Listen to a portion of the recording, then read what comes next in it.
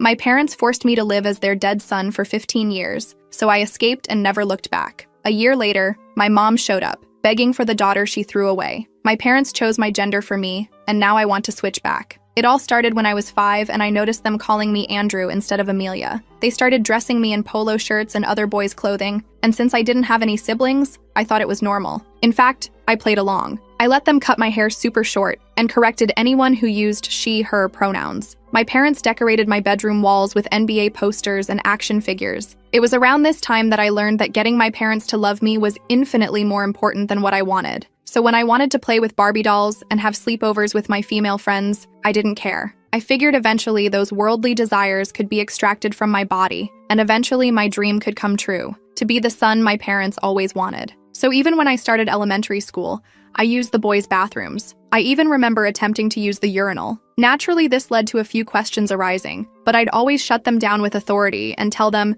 this is just how things are, or at least as much authority as a 7-year-old can humanly possess, LOL. Eventually, I think my teachers actually started believing I was a boy because the questions faltered, and somehow I managed to join the boys' football team. I hit myself in secret whenever I heard any girlish giggle or tone come out of my mouth, because the more masculine I became, the more my parents loved me. I remember being in the peak of my boyhood, when literally anyone I interacted with told me I was the best son a parent could ask for. My parents practically treated me like a king. Every day I'd wake up to a home-cooked breakfast in bed, with homemade strawberry lemonade and a surprise toy that I'd circled in my catalog. It was the best feeling ever. Fast forward to when I turned 15 and got my first period. I genuinely thought I was dying, because no one had ever introduced me to the concept of female puberty before. I frantically ran into my mom's room to tell her what happened, expecting her to call an ambulance or something. Instead, her face turned ghost white, so I lunged at her for a hug. "Get away from me!" she screamed, before curling up into a ball and having a mental breakdown. That's when my dad barged into the room. "Honey, what the F is going on?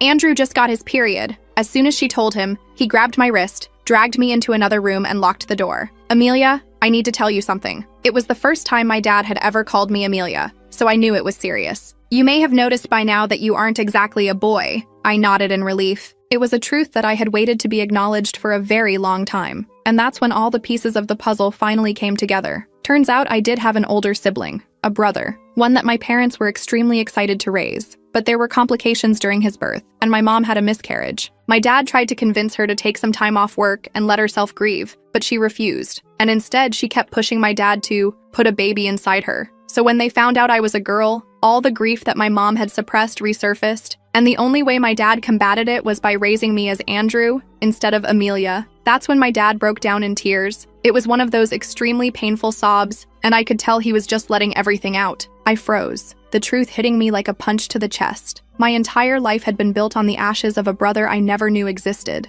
Still, I was somewhat relieved that my facade was finally over, because I wanted nothing more than for my parents to love me for who I was, until my dad proceeded to take my silver lining and shut all over it. "Son, I need you to keep being Andrew for a while, just until you move out. Think of it as a favor to your mother." "A favor?" I snapped. "I've been living my entire effing life hating myself for who I was, all because of you." My dad's eyes were instantly filled with sorrow. I knew he was just trying to keep the peace and make everyone happy, but enough was enough. I barged out of the room, and that's when I was faced with my mom. "Andrew, are you okay? How are you feeling?" "I'm not doing this anymore, Mom. This isn't right. I'm sorry for your loss, but I can't keep suffering." She looked like she had just been slapped in the face. I immediately left the house and went on a little shopping spree with the money from my babysitting job. For the first time, I bought exactly what I wanted. Dresses, skirts, heels, and I looked damn good too. Unfortunately, my mother disagreed. I tried to be quiet when I got home, but still she heard me. She grabbed the nearest pair of kitchen scissors and started cutting through the dresses. "This is not who you are. I will not allow this." This time, I didn't even feel sad or angry, just scared.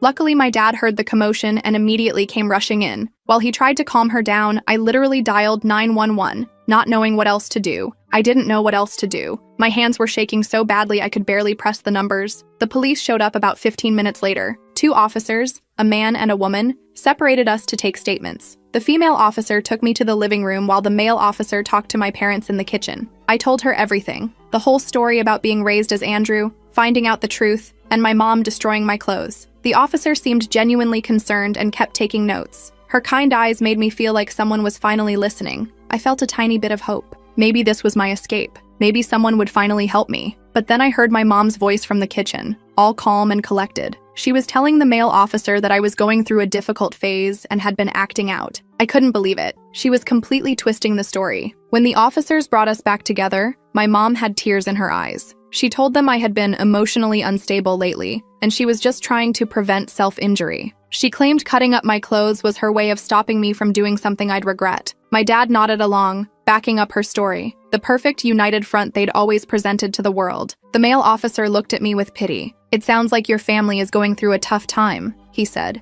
"I'd recommend seeking counseling for your daughter. These teenage years can be confusing." My heart sank. They were buying it. My mom's manipulation was stronger than I thought. The officers left after suggesting some family therapists, and I was left alone with my parents again. The next few days were tense. My mom acted like nothing had happened, still calling me Andrew. My dad kept giving me these sad looks but didn't say anything. I felt trapped. I had tried to escape, and it had failed miserably. I started researching online about gender identity and parental abuse. I found some forums where people shared similar stories. One person suggested documenting everything, so I started keeping a journal hidden under my mattress. I wrote down every conversation, every incident, every lie. I also started saving money again. I got more babysitting jobs and hid the cash in different spots around my room. I wasn't sure what my plan was yet, but I knew I needed options. A week after the police incident, my mom announced she had scheduled an appointment with a therapist. I was hopeful for about 5 seconds until she added, "Doctor, Peterson is an old friend of mine. He's going to help you work through these confusing feelings." Great, another person who would be on their side. I was running out of options and I was starting to feel desperate. I needed help,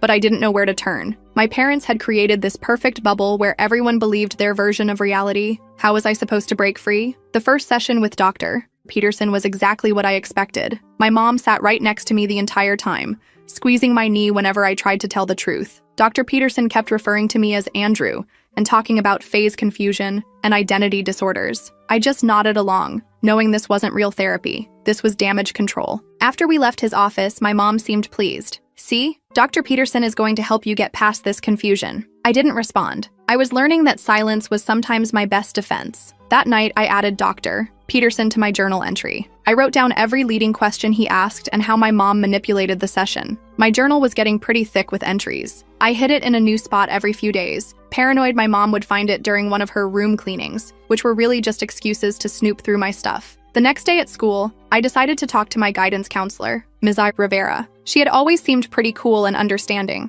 I waited until lunch period and knocked on her office door. "Come in," she called. When I entered, she smiled. "Andrew, what can I help you with today?" I took a deep breath and told her I needed to talk about something serious. I explained that I was actually born female, that my parents had raised me as a boy, and that I wanted to be recognized as Amelia now. I didn't go into all the details, but I gave her enough to understand the situation. Missy Rivera's expression changed from surprise to concern. She asked a few questions, then told me she would need to contact my parents and possibly Child Protective Services. My stomach dropped. I begged her not to call my parents yet, explaining what happened with the police. She reluctantly agreed to hold off for a day while she consulted with the school administration. I left her office feeling a mix of hope and dread. Would someone finally believe me, or would this be another dead end? I got my answer the next morning when my mom stormed into my room before school. "What did you tell that counselor?" she demanded, her face red with anger. Apparently, Ms. Rivera had called despite her promise not to. My mom had already spoken to the principal, claiming I was acting out and creating stories for attention. She even brought up Dr. Peterson as evidence that I was already getting proper help. "You're not going back to that school," my mom declared. "I've already called in to say you're sick. We'll be looking at other options." Just like that, I lost my one potential ally and my daily escape from home. My mom took away my phone too, saying I needed to focus on getting better. I was completely cut off. For the next week, I was basically under house arrest. My mom worked from home to keep an eye on me. My dad still went to his office but called multiple times a day to check in.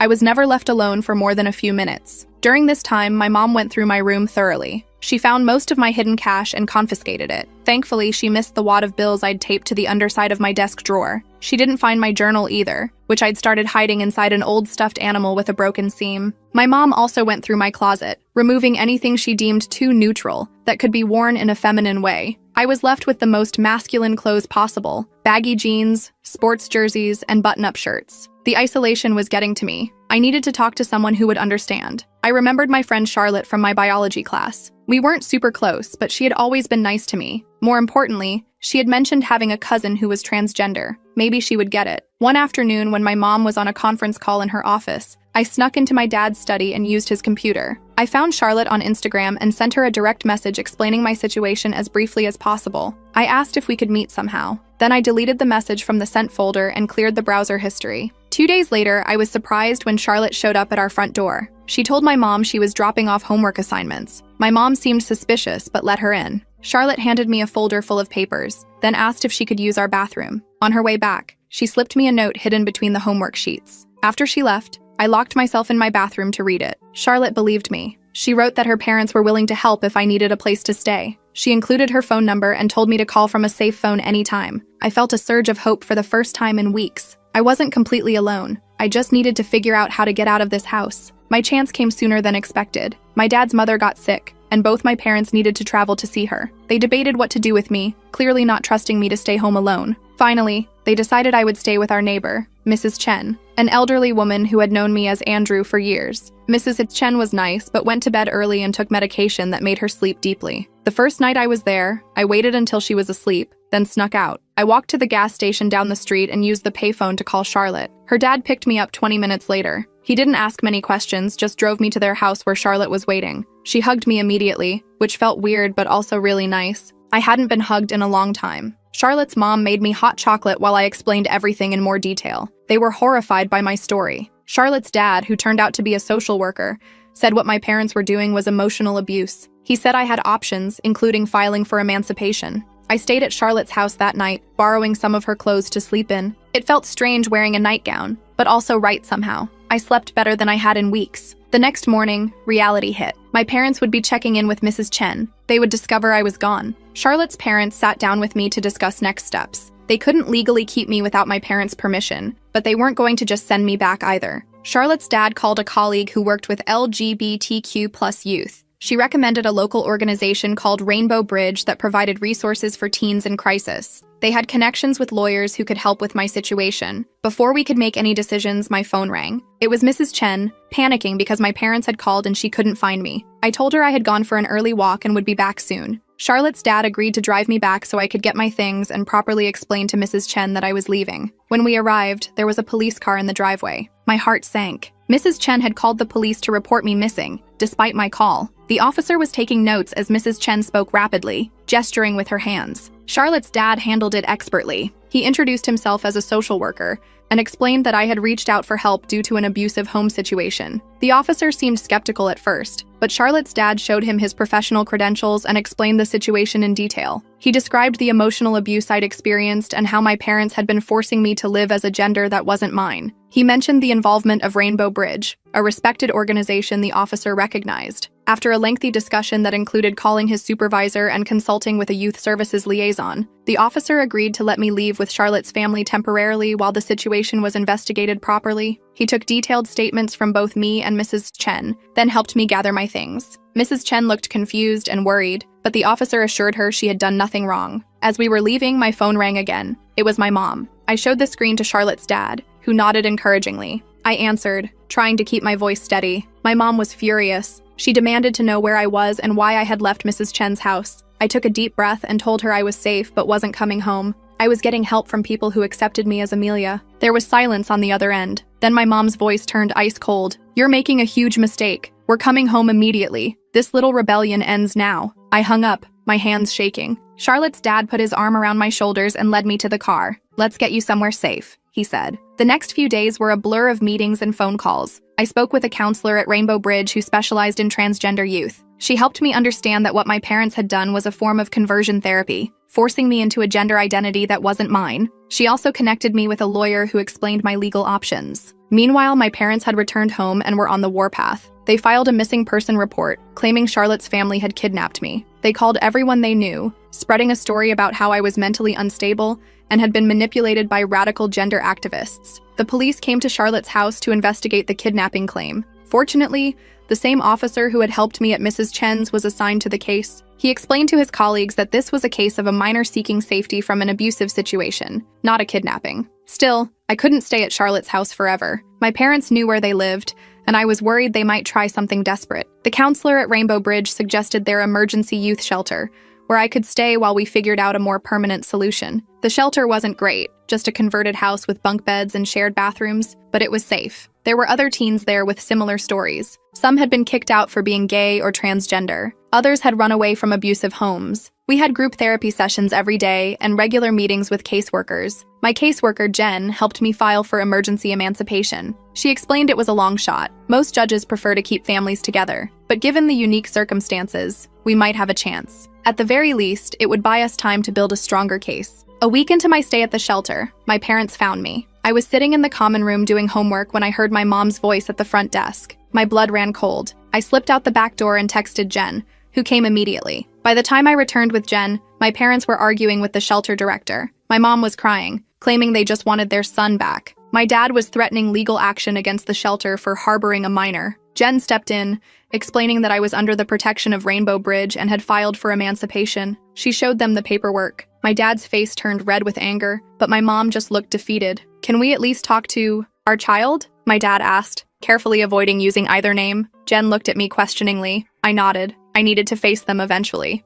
We sat in the shelter's meeting room, just the four of us. My mom couldn't look me in the eye. My dad did all the talking, switching between pleading and threatening. He promised things would be different if I came home. They would consider letting me express myself more. They would find a better therapist. I just shook my head. "It's too late," I told them. "You didn't raise me. You raised a replacement for the son you lost. I need to find out who I really am." My mom finally spoke, her voice barely above a whisper. "You'll always be Andrew to me. I can't lose my son again." Her words hurt, but they also confirmed what I already knew. This wasn't about me. It never had been. The meeting ended with no resolution. My parents left, and I returned to my bunk bed feeling drained but somehow stronger. I had faced them and stood my ground. The next day, I received notice that there would be a hearing for my emancipation petition in 2 weeks. Jen helped me prepare, gathering evidence and practicing what I would say to the judge. Charlotte and her parents agreed to testify on my behalf. Even Mrs. Chen, who had been confused but ultimately concerned for my welfare, provided a written statement about my parents' controlling behavior. As the hearing approached, my parents changed tactics. They started sending messages through their lawyer, offering compromises. They would let me see a therapist of my choosing. They would allow me to explore my identity as long as I came home. Each offer came with conditions that would still give them control over my life. I declined every offer. I was done with half measures and conditional acceptance. 2 days before the hearing, I received an unexpected visitor at the shelter. It was my dad, alone. He looked tired and older somehow. Jen stayed with me as he sat down across from us. "I've been doing a lot of thinking," he said, his voice rough with emotion, "and a lot of reading about gender identity and what we did to you." He paused, taking a deep breath. "I was wrong. We were wrong. I'm so sorry, Amelia." Hearing him say my real name without hesitation made me tear up, but I remained cautious. "What about Mom?" His expression darkened. "Your mother isn't ready to accept this. She may never be, but I want you to know that I'm trying to understand, and I want to make things right, however I can." I didn't know what to say. Part of me wanted to forgive him immediately, to have at least one parent back in my life, but another part remembered 15 years of lies and manipulation. "I need time," I told him, "and I need to be Amelia, completely. Not just when it's convenient or when Mom isn't around." He nodded, understanding. "I'm going to get help, real help, for myself, to understand what we did and why it was wrong." He reached across the table like he wanted to take my hand, then stopped himself. "Whatever you decide about the emancipation, I'll support you, and I'll keep working on your mother." After he left,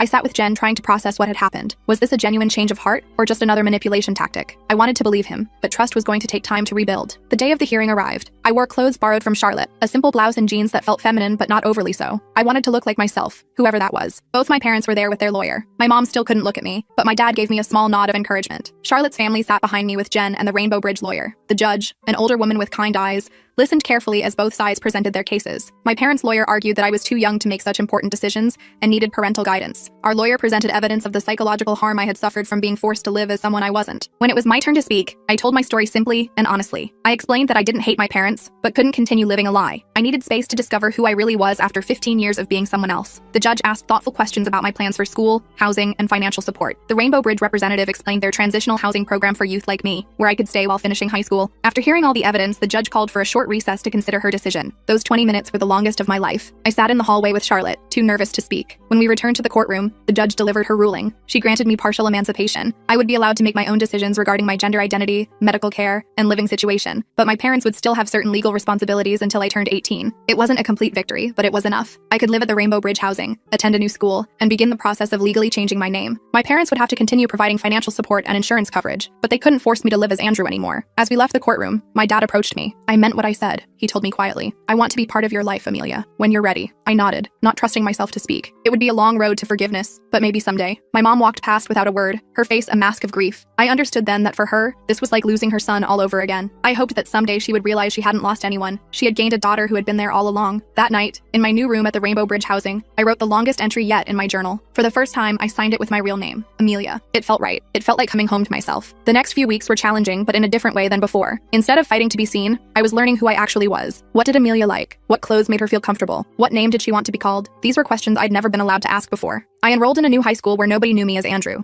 I introduced myself as Amelia from day one. Some kids were curious about my background, but most just accepted me as the new girl. It was refreshing to start over without the weight of my past. Charlotte visited often, helping me shop for clothes and giving me tips on hair and makeup. I wasn't interested in being super feminine. That wasn't me either, but I enjoyed exploring styles without judgment. I cut my hair in a bob that felt right for my face, and I started wearing clothes that expressed who I was, rather than who anyone else wanted me to be. My dad kept his word. He started seeing a therapist who specialized in LGBTQ+ issues and joined a support group for parents of transgender kids. He called once a week, always careful to use my correct name and pronouns. Our conversations were awkward at first, but gradually became more natural. My mom remained distant. She sent money as required by the court, but included notes addressed to Andrew. I returned them unopened. It hurt, but I understood she was still grieving for someone who had never really existed. One day, about 2 months after the hearing, I received a package from my dad. Inside was a photo album I'd never seen before. It contained pictures of me as a baby, before they started calling me Andrew. There I was in pink onesies, with tiny earrings and a headband with a bow. There were photos of my mom holding me, looking tired but happy. Along with the album was a note from my dad. These belong to you all along. I'm sorry we tried to erase this part of your history. I cried as I flipped through the pages. Here was proof that Amelia had existed from the beginning. She hadn't been erased completely. She had just been waiting to be rediscovered. That album became my most treasured possession. It was the bridge between my past and my future, proof that I wasn't starting from scratch, but reclaiming something that had always been mine. The album became my anchor during those first few months of independence. Whenever I doubted myself or felt lost, I'd flip through those baby pictures and remember that Amelia had always existed. I wasn't becoming someone new. I was returning to who I was meant to be all along. Living at the Rainbow Bridge housing was actually pretty cool. I shared a small apartment with 2 other teens, Lisa and Harper. Lisa was there because her parents kicked her out when she came out as lesbian. Harper was non-binary and had run away from a super religious household. We all had our own rooms but shared a kitchen and living area. It felt like a weird little family. My case manager Jen checked in weekly to make sure I was doing okay with school,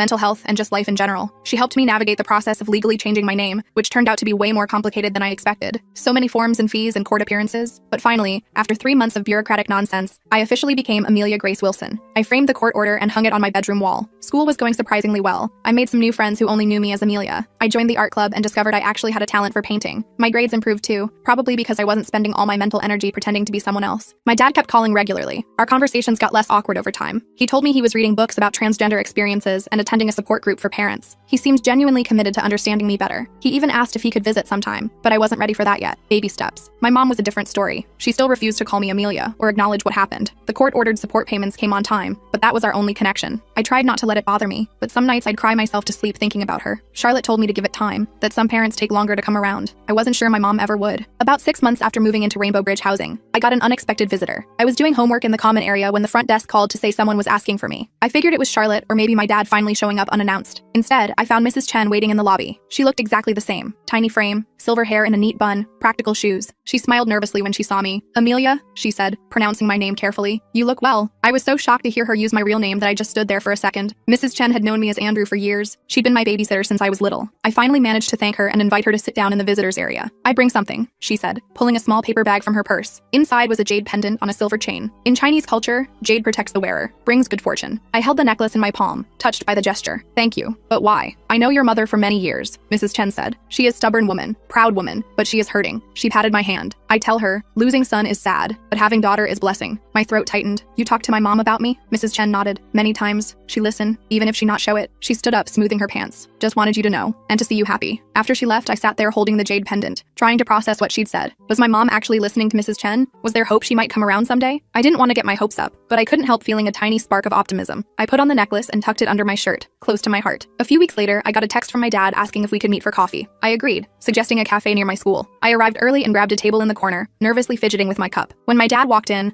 I almost didn't recognize him. He'd lost weight and grown a beard. He looked older, but somehow lighter too. He ordered a coffee and sat across from me. For a minute, we just looked at each other awkwardly. Then he pulled out a small gift bag and slid it across the table. "Happy birthday," he said. "I know it's next week, but I wanted to give you this in person." I'd almost forgotten my own birthday was coming up. I opened the bag and found a small jewelry box inside. The necklace was simple, a silver letter A on a delicate chain. I immediately put it on, right next to Mrs. Chen's jade pendant. "Thank you," I said, genuinely touched. "It's perfect." My dad smiled, looking relieved. "I wasn't sure. I mean, I'm still learning what you like." I'm still figuring that out myself, I admitted. We talked for almost 2 hours. He told me about his therapy sessions and how he was working through his guilt about what happened. I told him about school and my new friends and my painting. It felt surprisingly normal, like we were just a dad and daughter catching up. Before we left, he mentioned that my mom had started seeing a grief counselor. She's not ready to talk about you yet, he said carefully, but she's trying to work through her feelings about everything. I nodded, not wanting to get my hopes up. That's good for her. She keeps that photo album on her nightstand, he added. The one with your baby pictures. I've seen her looking at it sometimes. I didn't know what to say to that. I just hugged him goodbye. A quick, awkward embrace that still felt like progress. The next few months fell into a comfortable routine. School, therapy, hanging out with Charlotte and my new friends. My dad and I met for coffee every other week. I was starting to feel like a normal teenager, whatever that means. Then one day in April, about a year after I'd left home, I got a letter in the mail. The handwriting on the envelope was unmistakably my mother's. I stared at it for a long time before opening it. Inside was a birthday card, one of those generic happy birthday ones with flowers on the front. My birthday had been months ago, but that didn't matter. What mattered was the name on the envelope, Amelia. The message inside was brief. I'm trying to understand. It's hard. Mom. No declaration of love or acceptance. No apology. Just 7 words. But they were the first words she directly addressed to Amelia, not Andrew. It wasn't much, but it was something. I showed the card to my therapist at our next session. Dr. Patel had been helping me work through my complicated feelings about my parents for months. She reminded me that healing isn't linear,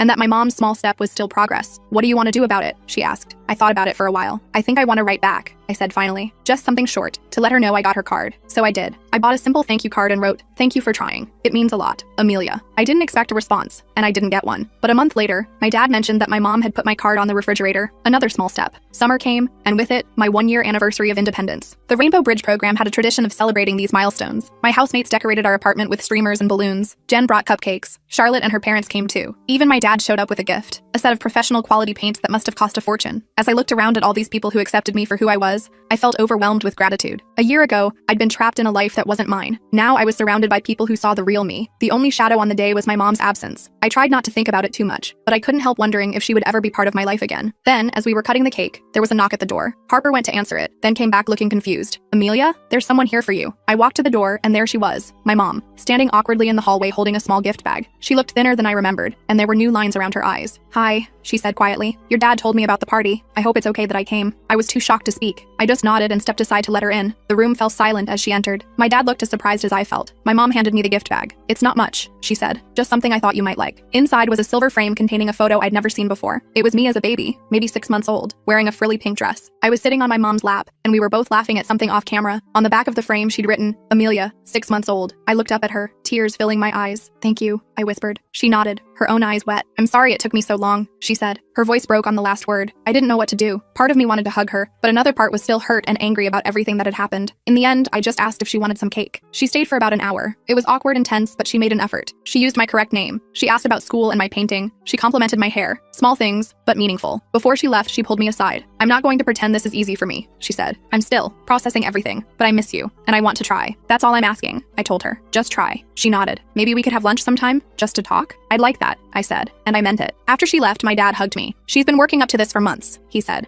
"I'm proud of both of you." The lunch with my mom happened the following week. We met at a neutral place, a cafe neither of us had been to before. The conversation was stilted at first. We stuck to safe topics, the weather, my classes, her garden, but gradually, we started talking about more important things. "I've been seeing someone," she said, "a therapist who specializes in grief and loss. She's helping me understand that I've been projecting my grief about the baby onto you. It wasn't fair." "No, it wasn't," I agreed, "but I understand why you did it." She reached across the table and touched my hand briefly. "I can't promise I'll always get it right, but I want to know my daughter." It wasn't a perfect Hollywood ending. My mom still slipped up sometimes and called me Andrew. She still got uncomfortable when I wore anything too feminine. We still had awkward silences and painful conversations, but we were trying, and that was more than I'd hoped for a year ago. By the time I started my senior year of high school, things had settled into a new normal. I still lived at Rainbow Bridge housing, but I had dinner with my parents once a week. My dad and I were rebuilding our relationship. My mom and I were creating one from scratch. I don't know what the future holds. College is on the horizon, and I'm thinking about studying art therapy. I want to help other kids who've been through identity struggles like mine. I still have that photo album my dad gave me, and now it sits next to the framed baby picture from my mom. Together, they tell the story of Amelia, who was lost for a while but finally found her way home.